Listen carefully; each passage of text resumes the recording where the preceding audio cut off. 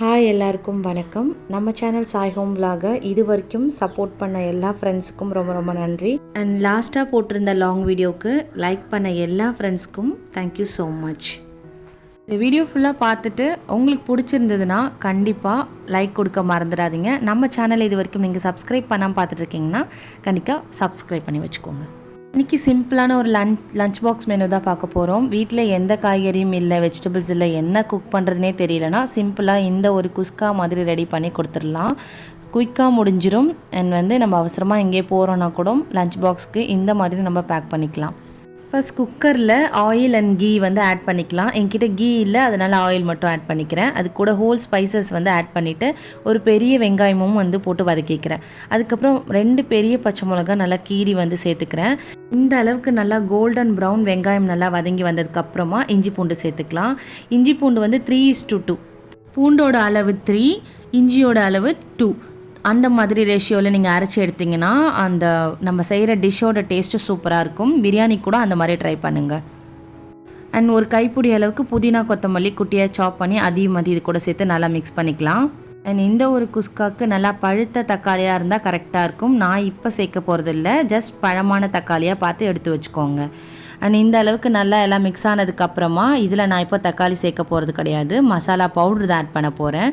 Chilli powder, Kashmiri chilli powder நீங்கள் எவ்வளோ செய்கிறீங்களோ அதுக்கேற்ற மாதிரி ஆட் பண்ணிக்கோங்க. அண்ட் கண்டிப்பாக இதில் கரம் மசாலா 1 ஸ்பூன் ஆட் பண்ணிக்கோங்க. என்கிட்ட கொஞ்சம் கம்மியாக இருந்தாலும் நான் கொஞ்சமாக தான் சேர்த்துக்கிட்டேன். ஏன்னா நம்ம இந்த ஒரு டிஷ்ஷில் எந்த ஒரு வெஜிடபிளோ இல்லை வேறு எதுவுமே ஆட் பண்ண போகிறதில்ல. ஸோ அதோட ஸ்ட்ராங் ஃப்ளேவர் நல்லா இருக்குன்றதால தான் நான் கரம் மசாலா ஆட் பண்ண சொல்கிறேன். அண்ட் இந்த மசாலா கொஞ்சம் ஓரளவுக்கு குக் ஆனதுக்கப்புறமா ஒரு 2 to 3 மினிட்ஸ் இதில் நம்ம நல்லா வீட்டில் ரெடி பண்ண கெட்டியான தயிர் சேர்த்துக்கிறேன். இந்த கிளாஸில் ஒரே ஒரு கிளாஸ் ரைஸ், பாஸ்மதி ரைஸ் தான் நான் எடுத்திருக்கேன். இந்த டைமில் நம்ம கட் பண்ணி வச்சுருக்க தக்காளியை இதில் சேர்த்துக்கலாம். நான் தக்காளி ரொம்ப பொடிசாக கட் பண்ணலை, குஸ்கா மாதிரி ரெடி பண்ண போகிறேன். அதாவது ரோட் சைடில் நம்ம கிடைக்கும்ல அந்த மாதிரி ரெடி பண்ண போகிறேன். அப்படின்றதால தக்காளி நல்லா முழுசாக தெரியணுன்றதால தக்காளி ஜஸ்ட்டு போட்டுட்டு லாஸ்ட்டாக ஒரே ஒரு 2 மினிட்ஸ் மட்டும் வதக்கிக்கணும். ரொம்ப வதக்கணும்னு அவசியம் இல்லை. அதுக்கப்புறமா நம்ம தண்ணி சேர்த்துக்கலாம். தண்ணி 1 கிளாஸ்க்கு நான் 2 கிளாஸ் தண்ணி சேர்த்துக்கிறேன். நீங்கள் ரொம்ப ட்ரையாக வேணும் உங்களுக்கு அப்படி பிடிக்கும்னா நீங்கள் 1.5 கிளாஸ் தண்ணி ஊற்றிக்கலாம். குட்டீஸ்க்கு இங்கே கொஞ்சம் ஜூஸியாக இருந்தால் தான் பிடிக்கும் இந்த மாதிரி குஸ்காலாம், அதனால நான் கொஞ்சம் 2 கிளாஸ் தண்ணி ஊற்றிக்கிறேன். நீங்கள் தண்ணி சேர்க்குறது நீங்கள் எந்த பர்னரில் வச்சு குக் பண்ண போகிறீங்க, எவ்வளோ ஸ்பீடில் வைக்கிறீங்கன்றதை பொறுத்து தான் இருக்குது. ஸோ நீங்கள் ரொம்ப ஸ்லோவாக நீங்கள் 1.5 கிளாஸ் தண்ணி ஊற்றுனீங்கன்னா ஆன்லலாம் வச்சிங்கன்னா அடி பிடிச்சிரும். அதனால் நீங்கள் நல்லா ஸ்லோவாக சிம்மில் வச்சுட்டு நீங்கள் குக் பண்ணி எடுக்கலாம். இல்லைனா நீங்கள் தோசைக்கல்லில் மேலே வச்சு தம் மாதிரி கூட வச்சு எடுத்துக்கலாம். ஆனால் நான் இன்றைக்கி குக்கரில் விசில் வச்சு தான் எடுக்க போகிறேன்.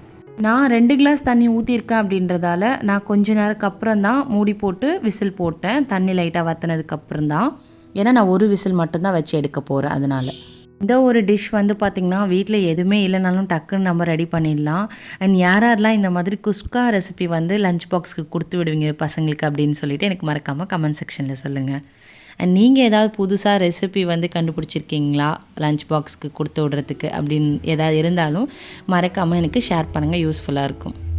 பார்த்திங்கன்னா நல்லா சூப்பராக வந்துருச்சு, உதிரி உதிரியாக. உங்களுக்கு இன்னும் ட்ரையாக வேணும்னா நீங்கள் தண்ணியோட அளவு கொஞ்சமாக நீங்கள் கம்மி பண்ணிக்கலாம், அவ்வளோதான். இந்த தக்காளி நான் கடைசியாக சேர்க்க சொன்னதுக்கு ஒரு ரீசன் இருக்குது.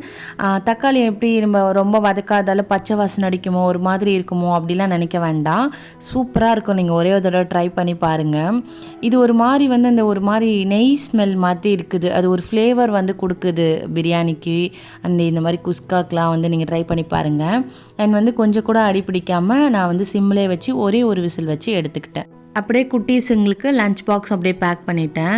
இதுக்கு சைடிஷ்க்கு எக், பாயில்டு எக் சூப்பராக இருக்கும். ஸோ எனக்கு அதுவும் வச்சுருக்கேன். கூடவே ஆனியன் ரைத்தாவும் ரெடி பண்ணியிருக்கேன். ரெண்டுமே நல்லாயிருக்கும். இப்போ எக் நான் ஸ்கூலுக்கு கொடுத்து விட போகிறதில்ல, ரைத்தா தான் கொடுத்து விட போகிறேன். ஆஃப்டர்நூன் வந்ததுக்கப்புறம் ஹோல் எக் வச்சு கொஞ்சமாக சாப்பாடு ஊட்டி விட்டுருவேன். அவங்களுக்கு 12 o'clock லஞ்சு, அதனால் அவங்க வீட்டுக்கு வரும்போது 3 o'clock ஆகும். ஸோ கொஞ்சமாக பசிக்கும். அதுவும் இல்லாமல் நான் கொஞ்சமாக தான் வச்சு விடுறேன் அப்படின்றதால வந்தவுடனே கொஞ்சமாக ஊட்டி விட்டுருவேன். அது கூட இந்த எக் வச்சு கொடுத்துருவேன்.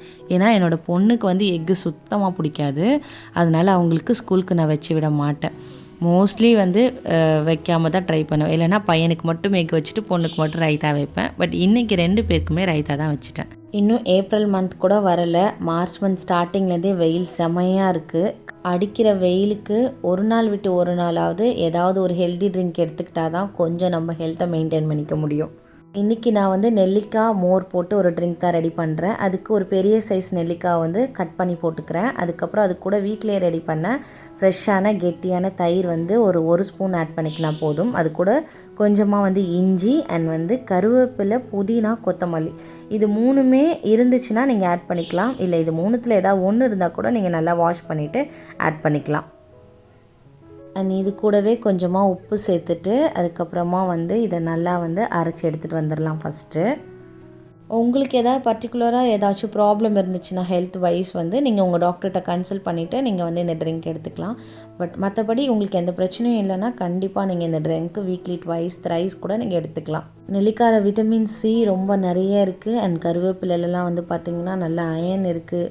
ஸோ இது எல்லாமே சேர்ந்து நம்ம எடுத்துக்கிறதால ஹெல்த்துக்கு ரொம்ப ரொம்ப நல்லது. இப்போ இது கூட நம்ம தேவையான அளவு தண்ணி சேர்த்துட்டு நல்லா ஒரு தடவை அரைச்சி எடுத்துகிட்டு வந்து அப்புறமா ஃபில்டர் பண்ணி எடுத்துக்கலாம். ஃபில்ட்ரு பண்ணிவிட்டு அதுக்கப்புறம் உங்களுக்கு உப்பு தேவைன்னா நீங்கள் சேர்த்துக்கலாம். நான் இந்த ஒரு கிளாஸ் தான் வந்து இந்த ஹெல்த்தி ட்ரிங்க்லாம் குடிக்கிறதுக்கு வச்சுக்கிறேன், ஸ்டார்டிங் ஃப்ரம் ஜீரா வாட்டர்லேருந்து. ஸோ இந்த கொஞ்சம் நிறைய குடிக்கிற மாதிரி இருக்கும், கொஞ்சம் ஃபில்லிங் ஆகிடும். சாப்பாடு வந்து கம்மியாக சாப்பிடுவோம், அதனால் இந்த ட்ரிக் ஃபாலோ பண்ணுறேன்.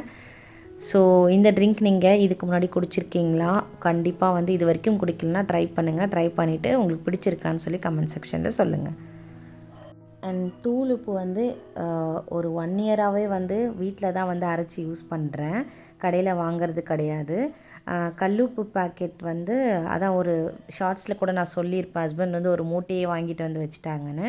ஸோ அதனால் வந்து எடுத்துகிட்டு வந்து நல்லா வெயிலில் காய வச்சு ஃபஸ்ட்டு எடுத்துக்கணும். ஒரு 2 ஹவர்ஸ் நல்லா வெயிலில் காஞ்சா போதும் கல்லுப்பு.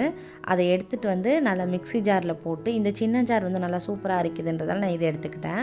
நல்லா நைஸாக அரைச்சி எடுத்துக்கிட்டு வந்துட்டேன். இல்லை உங்களுக்கு வெயிலில் காய வைக்க முடியாது அப்படின்னா நீங்கள் வந்து நல்ல ஒரு இரும்பு கடாயில் போட்டு லைட்டாக நீங்கள் வறுத்துட்டு சூடு ஆறுனதுக்கப்புறம் கூட நீங்கள் இந்த மாதிரி அரைச்சி எடுத்துக்கலாம்.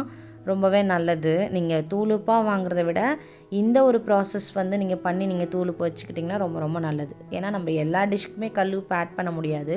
முடிஞ்ச அளவுக்கு நானுமே எல்லாத்துக்குமே கல் உப்பு தான் ஆட் பண்ணுவேன். பட் வேறு ஏதாவது கிரேவி அது மாதிரி லாஸ்ட் மினிட்ல நம்ம போடுறோம் அப்படின்னா கண்டிப்பாக தூள் உப்பு தான் நமக்கு சட்டுன்னு கரையும் இல்லையா? அதனால் வந்துட்டு நீங்கள் இந்த மாதிரி கூட வறுத்து அரைச்சி வச்சுக்கலாம். அப்படி இல்லைன்னா வந்து நீங்கள் வெயிலில் நல்லா காய வச்சுட்டு எடுத்துகிட்டு வந்து அரைச்சிங்கன்னா சூப்பராக இந்த மாதிரி பவுடர் ஆகிடும். அதுக்கப்புறம் நீங்கள் ஜாரில் போட்டு வச்சுக்கலாம்.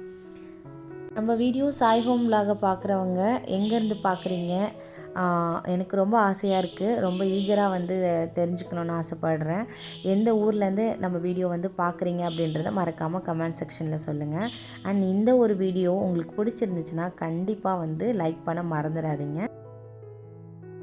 எந்த நெஞ்சில் நீங்காத தென்றல் நீதானா, எண்ணம் எங்கும் நீ பாடும் திரு திரு தில்லானா, பனியில் நனையும் மார்கழி பூவே, என்னை நீ பிரிந்தால் ஏதொரு வாழ்வே. என்னோட சேனல் பிடிச்சிருந்துச்சுன்னா கண்டிப்பாக சப்ஸ்கிரைப் பண்ணிக்கோங்க. பாய், நெக்ஸ்ட் வீடியோவில் பார்க்கலாம். தேங்க்ஸ் ஃபார் வாட்சிங்.